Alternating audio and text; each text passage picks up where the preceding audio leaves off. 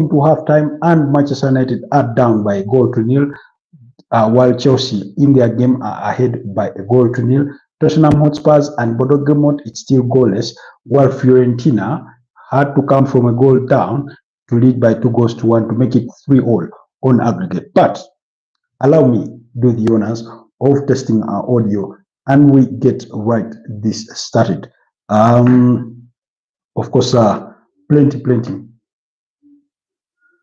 to come our way, but I thought we should take stock of what we did witness in that opening half of the game, because there's plenty to talk about. A golden opportunity missed by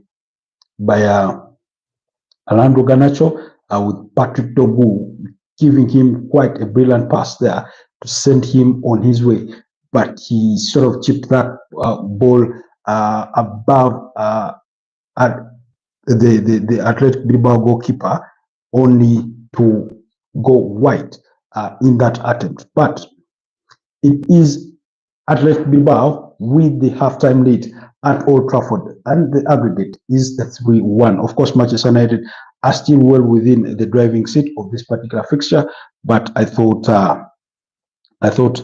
Bilbao really did themselves well. Julian Agrezabala there, the one in goal for this Atletico Bilbao side. Very entertaining opening half, although I think it won't sit well with Manchester United, because they would have loved to have more. They did dominate possession, 52%, as compared to 48% there for Athletic Bilbao. But then when it came to taking their chances, it was Athletic Bilbao that took their opportunity through Mikel Joaregiza there in the 31st minute with a stunning strike to give Athletic Bilbao the halftime lead. Manchester United, of course, on the other side, have missed a couple of their chances. There's a chance that fell to Patrick Togu, although he fired that into a defender. And at the back of him, before he received that ball, there was Bruno Fernandes really waiting to strike that ball first time, but it fell to Patrick Togu first. I think he was blind to Bruno, his captain, who was right at the back of him. And then we had Patrick Togu set up Alejandro Garnacho there for a potential, what would have been a potential equalizer. But when he went for the chip to chip that ball above the goalkeeper, it went wide. So thank you for joining us, guys. Kindly like the broadcast if you're just joining us. Much appreciated for the love. But it's halftime score: United 0, Athletic Bilbao 1. Chelsea in that game are also leading that game. That goal scored by Keenan Drisbury Hall. I think Tarek George provided the assist in that one. Tottenham are still goalless with Bodo Glimt, which means if the results remain as they are currently to reach full time, then it will be Manchester United versus Tottenham Hotspurs at San Mamés for the UEFA Europa League finals on the 21st of May. Guys, those that have just joined us, kindly like the broadcast, and if you are new here, please consider subscribing to the channel. Robert Kesakos is your usual suspect that you are speaking to at the moment. How are you guys doing? Do let me know in the comment section where you're joining us from, what country are you in, what are your thoughts as far as that game is concerned between Manchester United and Athletic Bilbao. Shots on target, of course, United do not have a single shot on target. They've not forced the goalkeeper in Julian Agrezabala there into any save in the opening first half, and yet I thought in the final third they lacked that, a clear cutting pass apart from that one from Patrick Togu. And then when you look at of course Athletic Bilbao, that goal sort of gave them a more spirited fight that they did have one already, but it sort of gave them more confidence to continue going for it. I did see Ernesto Valverde there on the technical bench trying to urge them on to sort of fight and push. But also they've also been defensively quite solid on the other side. Manchester United have also been a bit solid defensively on the other side whenever they were attacked, but there's a moment that they get done. I think it was Casemiro left to his knees by Senadi in there. So when it came to shots off target, United have recorded 2. Bilbao also recorded 2. Blocked shots, United blocked 2. Bilbao blocked only 1. And then offside, United had 2 offsides. We had a potential penalty shout out by Patrick Dogu. He thought he had been tagged, but I thought he hit the floor quite easily. As soon as he sensed that touch, he went to the floor, and even the VAR review didn't bother calling the referee to the monitor to assess the situation or whether it was a potential penalty. So they went with the on-field decision that kept that game level and without a penalty. So Manchester United will need to do better, especially in terms of controlling that midfield. I think Casemiro and Manuel Ugarte will need to do a lot more work in terms of helping Manchester United, as well as Bruno Fernandes. They need to coordinate more to have control of things in that midfield. When you look at their starting lineup, I do not think that many gaping holes. Of course, Mazzarri, one of the players getting booked there in the first half, as well as the goal scorer in Mikel Juaregiza.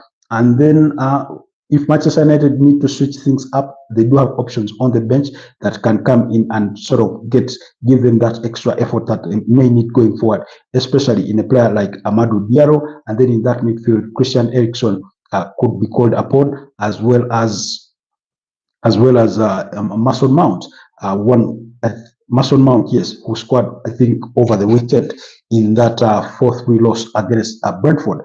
So those at least are some of the game-changing players that they can call on to if they do want to switch things up from the midfield and going forward.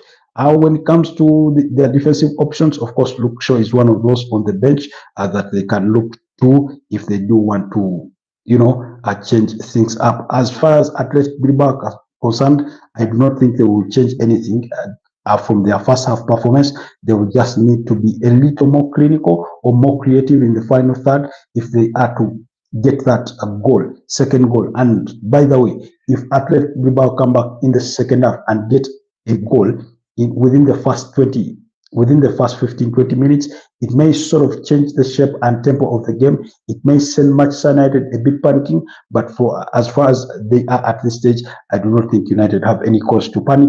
They can stay solid. They can even try and play with a low block, and if they can contain a bit of pressure and look to capitalize and counter on Athletic Bilbao. That's also a strategy that I think they can deploy if they think it will change their fortunes, but they need to be defensively solid, not to allow Athletic Bilbao to score any other goal, even when they do not show much intent going forward to score, because if it finishes 1-0, regardless, Manchester United advance. But like I said, if there's any goal from Athletic Bilbao, it makes United's job even harder. It may send them panicking. Once you concede that second goal, if you're Manchester United, then it may leave you a bit more vulnerable to conceding the third, because then you start panicking, maybe make silly mistakes that could easily cost you in the short run there. Like I said, in the other game between Tottenham Hotspur and Bodo Glimt, that game is still goalless at halftime, while Chelsea are in the lead against Jakaden by a 1-0. That goal scored by Kenan Drisbury Hall, with Tariq George providing the assist, which means they have a 5-1 aggregate score in the lead. On the side of Fiorentina, Real Betis got into the lead at the half-hour mark thanks to their own lone star in Anthony. That's on loan for Manchester United, who opened the scoring, but just 4 minutes later, Gosens did a score to make it a 1-1. Again, it was, excuse me, yes, it was Robin Gosens that did score the second to give Fiorentina that 2-1 lead. That's in the 42nd minute, which means the aggregate score is now 3-3.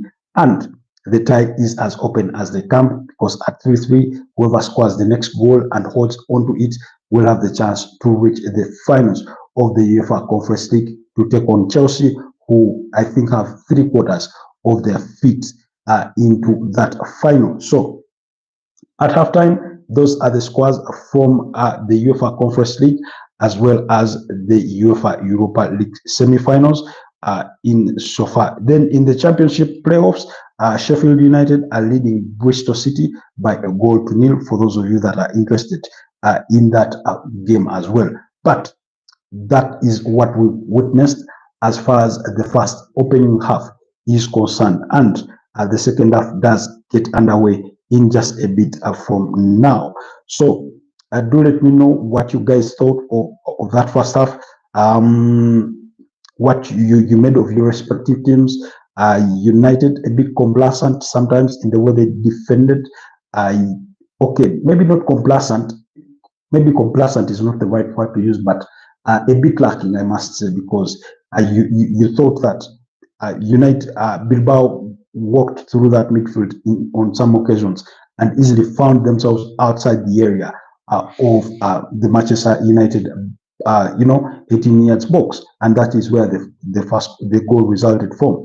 The first attempt is deflected, I think, by Casemiro, and then the second ball falls to Mikel Joregiza, who strikes it swiftly beyond the reach of Andre Onana to make it 1-0 for the visitors. So we do head into halftime.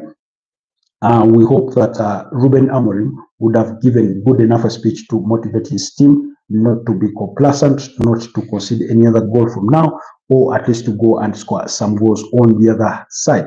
Of course, the captain Bruno Fernandes, the star player of this tournament, with 7 goals and 3 assists in 12 games, today being his 13th game, is a targeted man by Saudi Pro League side Al Hilal, who want to take him to the FIFA Club World Cup that they will be participating in the United States.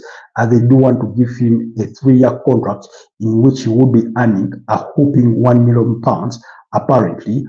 That's per week in wages. So quite an enticing offer for the 31-year-old Portuguese international. I think he turns 31.